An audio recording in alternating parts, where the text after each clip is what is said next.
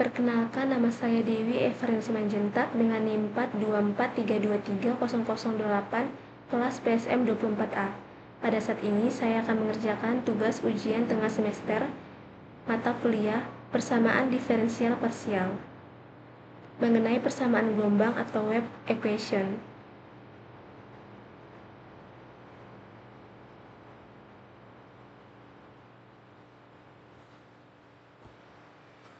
Baiklah, saya akan membahas mengenai persamaan gelombang atau wave equation dengan fokus pada dua jenis syarat batas, yaitu Dirichlet dan Neumann. Fungsi awal yang digunakan adalah fx sama dengan x kali sin px pada domain 0,1 dengan kecepatan gelombang c sama dengan 1. Langkah pertama adalah menentukan kondisi awal gelombang. Saya memilih fungsi fx sama dengan x kali sin px yang merupakan kombinasi antara polinomial dan trigonometri. Domainnya adalah x anggota dari 0, 1. Artinya kita bayangkan sebuah tali sepanjang satu satuan. Kita lanjutkan, yaitu nilai kunci di ujung kiri F0 sama dengan 0, di tengah F0,5 sama dengan 0,5 dikali sin pi per 2 sama dengan 0,5, dan di ujung kanan F1 sama dengan 0 karena sin pi sama dengan 0. Selanjutnya kita akan membahas syarat batas Neumann. Syarat batas Neumann mensyaratkan bahwa turunan dari U terhadap X di kedua ujung bernilai 0. Secara fisika ini berarti kedua ujung tali bebas bergerak atau tidak diikat. Jadi karena syaratnya itu pada turunan solusi yang tepat adalah ekspansi deret kosinus atau ekspansi kosinus, bukan sinus, yang solusinya itu berbentuk U, X dan T sama dengan A0 per 2 ditambah sigma koefisien Fourier ke N dikali cos NPX dikali cos NVT. Jadi untuk mencari koefisien Fourier ke N, kita hitung integralnya, yaitu 2 integral 0 dari 0 ke 1 x kali sin Vx kali cos NVX dx. Kita selesaikan dengan menggunakan identitas perkalian, yaitu sin A kita ganti jadi sin Vx kali cos B kita ganti jadi NVX sama dengan setengah sin A tambah B, yaitu jadi setengah sin 1 tambah N Vx ditambah sin A dikurang B, yang dimana tambah sin 1 dikurang N Px. Jadi maka integral itu bisa dipecah menjadi dua bagian yang lebih mudah.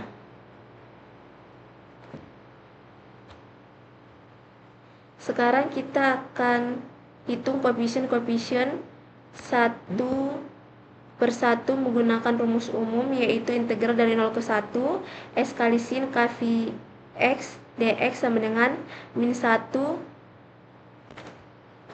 pangkat k per kv untuk k tidak sama dengan 0. Kita akan menghitung nilai A0. A0 sama dengan 2 integral 0 dari 1x kali sin Vx dx sama dengan 2 dikali min cos pi per pi ditambah sin v per pi kuadrat. Kita langsung pakai rumus. Integral dari 0 ke 1 x sin px dx sama dengan 1 per pi, yang dimana A0 sama dengan 2 per pi mendekati 0,6366. Selanjutnya kita akan mencari nilai A1, yang dimana N sama dengan 1, K1 nya sama dengan 2, K2 nya sama dengan 0. Jadi identitas itu menghasilkan K1 sama dengan 2 dan K2 sama dengan 0. Karena sin 0, suku K2 hilang, tersisalah A1 yang sama dengan min 1 per 2pi mendekati min 0,1592. Selanjutnya kita akan mencari nilai A2 yang dimana N sama dengan 2, nilai K1 sama dengan 3, nilai K2 sama dengan min 1. Integral sin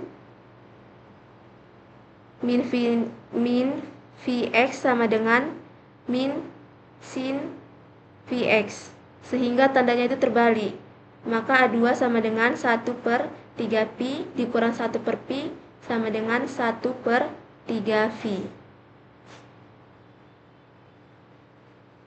Jadi 3 dikurang 3 per 3v sama dengan min 2 per 3v mendekati min 0,2122. Mengapa harus dihitung satu persatu? Karena setiap nilai n itu menghasilkan kombinasi k yang berbeda dan tidak ada rumus tertutup umum yang berlaku untuk semua n sekaligus pada fungsi campuran seperti x kali sin Vx. Selanjutnya kita akan masuk ke perhitungan integral syarat Neumann. Ini untuk menjelaskan atau mencari nilai A3 dan nilai A4. Kita akan masuk ke nilai A3 dulu, yaitu N sama dengan 3, nilai N sama dengan 3, K1 sama dengan 4, nilai K2 sama dengan min 2. Jadi A3 sama dengan min 1 per 4pi ditambah 1 per 2pi sama dengan min 1 per 4pi. Atau mendekati 0,0796. Kita perhatikan tanda positif. Kembali koefisien berosilasi tanda seiring n.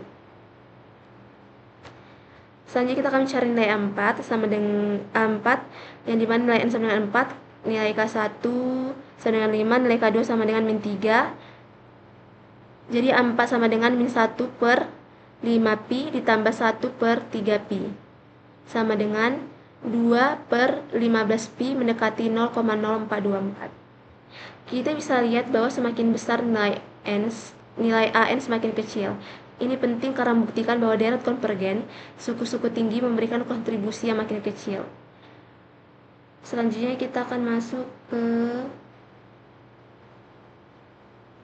kode MATLAB yang telah saya buat.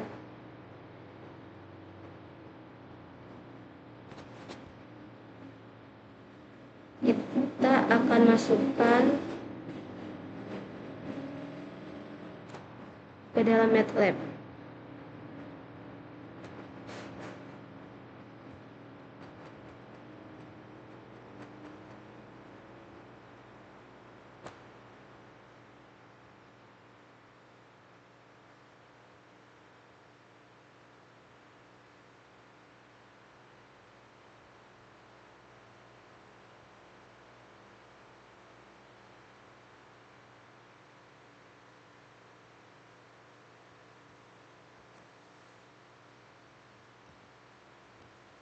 Oke, jadi kita ulang.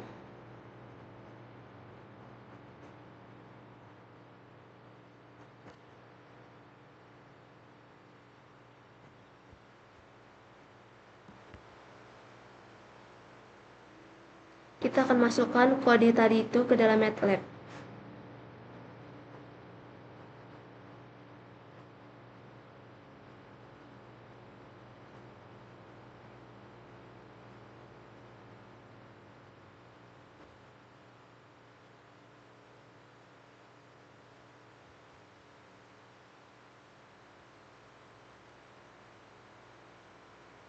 Oke, sini saya akan menjelaskan sedikit mengenai kodenya, yaitu dimana L sama dengan 1 itu panjang tali, C sama dengan 1 itu adalah kecepatan, DT sama dengan 0,01 langkah waktu, X dari 0 sampai 1.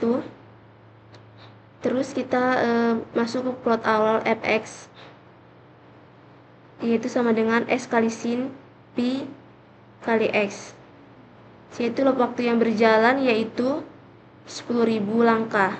Ini tuh untuk mensimulasikan evolusi gelombang. Terus di dalam waktu berjalan 10.000 langkah. Oke, dalam loop itu nilai U dimulai dari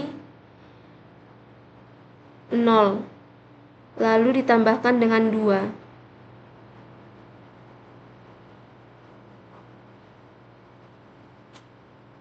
Lalu ditambahkan A0 ditambah 2, A0 per 2.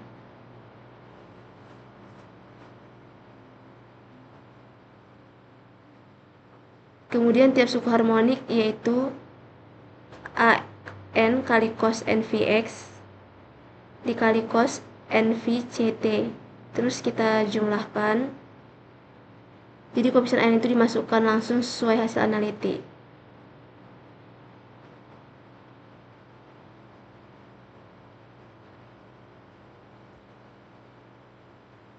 Karena kita itu sudah tahu nilainya dari integral parsial. Lalu kita run.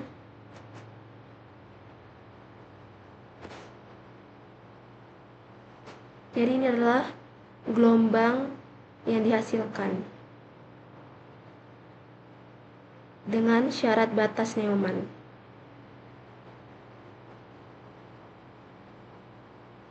Oke, selanjutnya kita akan membahas mengenai syarat batas Dirichlet.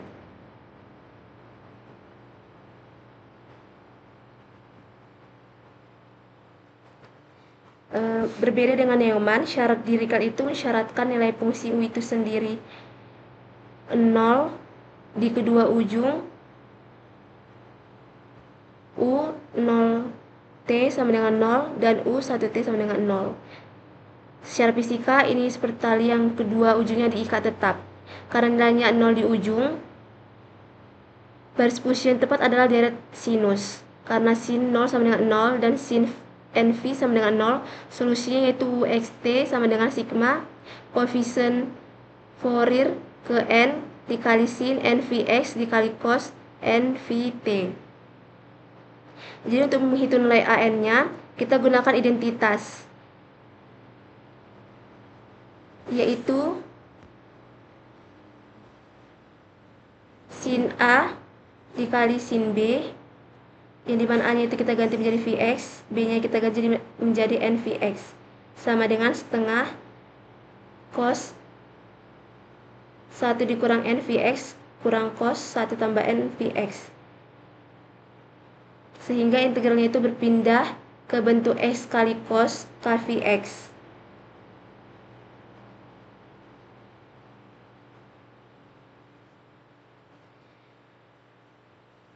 Kenapa rumus koefisien itu berbeda? Karena basis fungsinya itu berbeda, sinus vs kosinus. Ortogonalitas deret Fourier mengharuskan koefisien dihitung dengan integral yang cocok dengan basis yang dipakai. Selanjutnya kita akan lanjut ke perhitungan integral Dirichlet untuk mencari nilai A1, A2, A3, dan A4. Yang rumus umum yang dipakai yaitu integral dari 0 ke 1 S cos KVX dx sama dengan min 1 pangkat K dikurang 1 per Kpi kuadrat untuk K tidak sama dengan 0. Kita mencari nilai A1 nya itu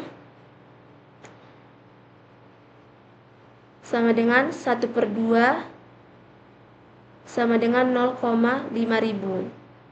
Koefisien terbesar mendominasi bentuk gelombang. A2 sama dengan min 16 per 9 pi 2 mendekati min 0,1805.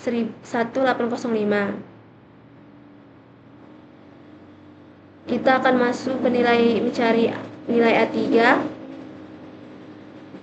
A3 sama dengan 0 dikurang 0 sama dengan 0, karena K1 sama dengan 2 dan K2 sama dengan 4. Keduanya itu genap, jadi integralnya itu 0. Lanjut kita akan mencari nilai A4, min 32 per 225 pi kuadrat sama dengan mendekati min 0,0144. kontribusinya sangat kecil.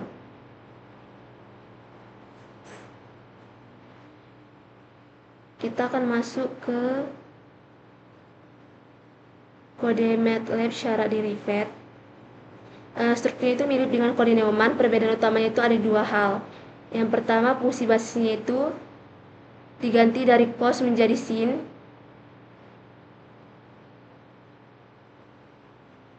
V kali X. Tidak ada suku A0/2 karena dari sinus itu tidak memiliki komponen rata. Koefisien disesuaikan N1 A sama dengan 0,5, N2 A sama dengan min 16/9 pi per pangkat 2, N3 A sama dengan 0, N4 A sama dengan min 32 per 225 pi kuadrat. Jadi secara visual gelombang Dirichlet akan selalu kembali ke 0 di kedua ujung setiap saat, sedangkan Neumann memungkinkan ujung tali bergerak naik turun. Kita akan membuat gelombangnya.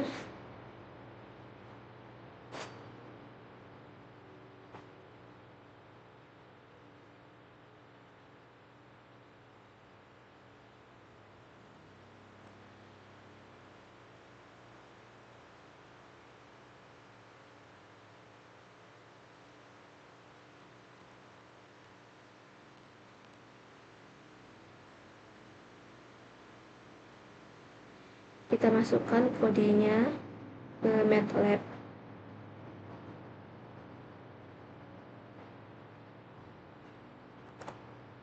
Terus kita run. Jadi ini adalah hasil gelombang dari syarat Dirichlet.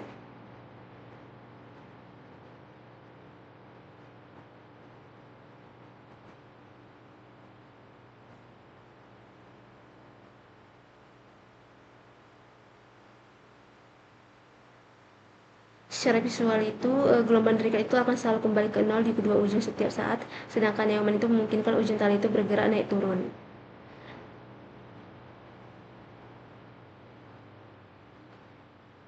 Selanjutnya kita akan masuk ke perbandingan antara Neumann dengan Dirichlet. Jadi syarat batasnya itu kalau misalnya Neumann itu parsial U terhadap X sama dengan 0 di ujung, sedangkan Dirichlet U sama dengan 0 di ujung. Baru ekspansinya itu Neumann itu dari kosinus, Dirichlet itu dari sinus. Yaitu MATLAB-nya itu Neumann itu cos N kali Pi kali X per L, kalau Dirichlet itu sin N kali V kali X per L. Jadi keduanya itu merupakan cara berbeda untuk mendefinisikan bagaimana gelombang berperilaku di atas domain. Pemilihan syarat batas yang tepat bergantung pada kondisi fisik nyata dari sistem yang dimodelkan. Demikianlah tugas ujian tengah semester yang saya presentasikan. Terima kasih.